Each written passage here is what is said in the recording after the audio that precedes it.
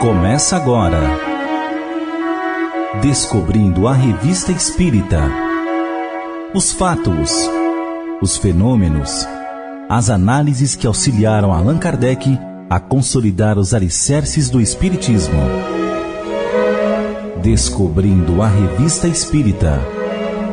Pesquisa e apresentação, Luiz Armando de Freitas Ferreira.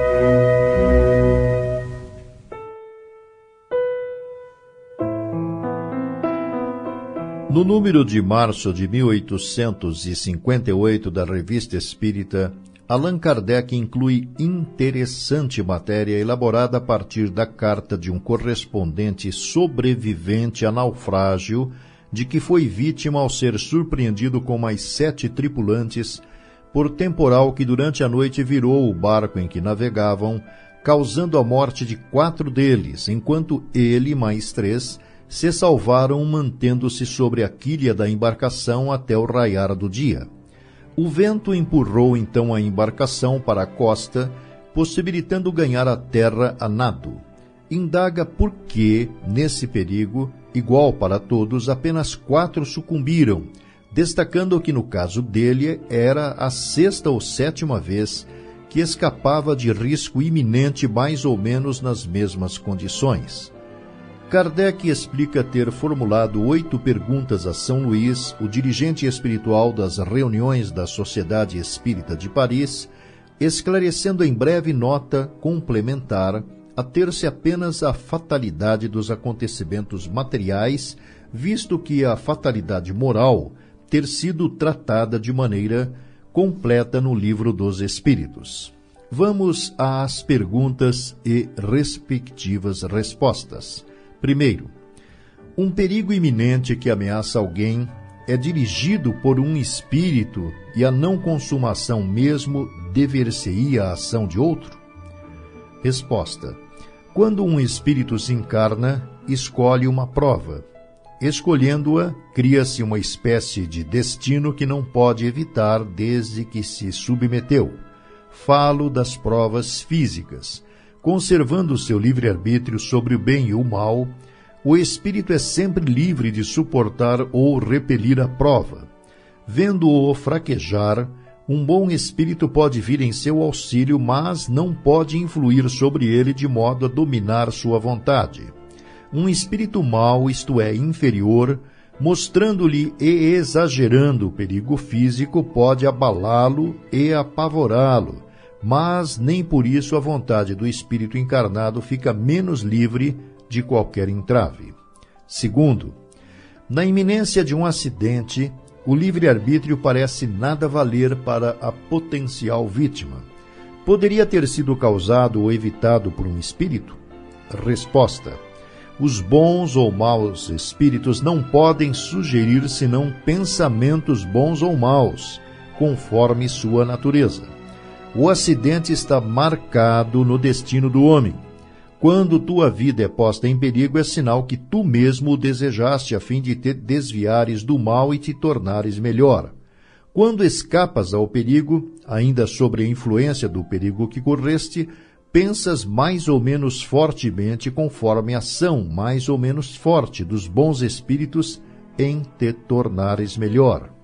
Terceiro, a fatalidade que parece presidir aos destinos materiais da vida ainda seria então um efeito do nosso livre-arbítrio? Resposta. Tu mesmo escolhestes a tua prova. Quanto mais rude for e melhor a suportares, tanto mais te elevas. Os que passam a vida na abundância e na felicidade humana são espíritos fracos, que ficam estacionários. Assim, o número dos infortunados ultrapassa de muito dos felizes deste mundo, de vez que, em geral, os espíritos escolhem a prova que lhes dê mais frutos. Eles veem muito bem a futilidade das grandezas e prazeres. Aliás, a vida mais feliz é sempre agitada, sempre perturbada, mesmo quando não seja por meio da dor. 4. Ainda não ficou claro se certos espíritos têm ação direta sobre a causa material do acidente. Suponhamos que no momento em que um homem passa por uma ponte, esta desmorona, quem levou o homem a passar por ela? Resposta: quando um homem passa por uma ponte que deve cair, não é um espírito que o impele, é o instinto de seu destino que o leva para ela. Quinto: quem fez a ponte desmoronar? Resposta: as circunstâncias naturais. A matéria tem em si as causas da destruição.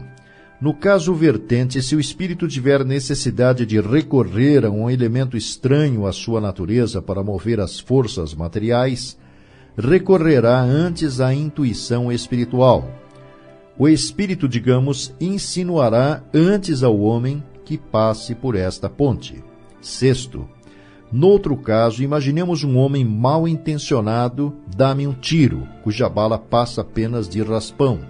Teria sido desviada por um bom? Não. Sétimo: podem os espíritos advertir-nos diretamente de um perigo, como no caso de uma senhora que sai de casa, seguindo por uma avenida, ouvindo uma voz íntima lhe dizendo para voltar para casa, e, apesar de vacilar, volta, mas, refazendo-se, crendo ser fruto da imaginação, retoma o caminho, sendo atingida por uma viga, mal dados alguns passos, o que a deixa desacordada. Não era um pressentimento? Resposta: era o instinto, visto que nenhum pressentimento tem essas características, sendo sempre vagos. E, finalmente, oitavo: que entendeis por vós do instinto?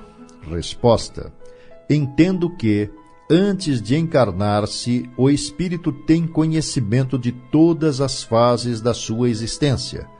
Quando estas têm um caráter saliente, ele conserva uma espécie de impressão em seu íntimo, e tal impressão, despertando ao aproximar-se um instante, torna-se pressentimento.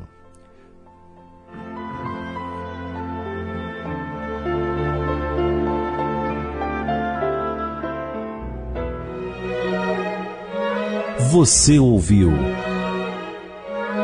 Descobrindo a Revista Espírita. Pesquisa e apresentação, Luiz Armando de Freitas Ferreira.